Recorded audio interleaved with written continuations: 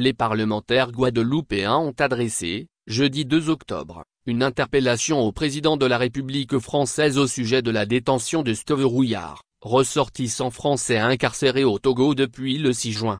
Dans un communiqué transmis à l'agence Radio France, il rappelle que cet entrepreneur guadeloupéen a été arrêté lors d'une mobilisation citoyenne à laquelle il participait et placé en détention dans un centre pénitentiaire de Lomé.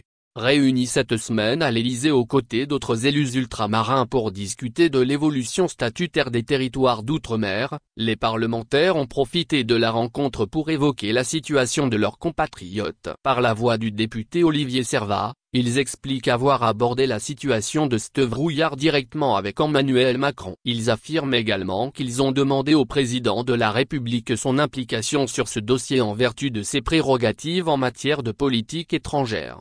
Le ministre des Outre-mer, Manuel Leval, présent à cette réunion, s'est engagé à se mobiliser sur le dossier. Dans leur communiqué, les élus réclament une application totale de la protection consulaire pour Steve Rouillard et demandent que tous les moyens légaux soient déployés pour assurer son rapatriement d'urgence en France.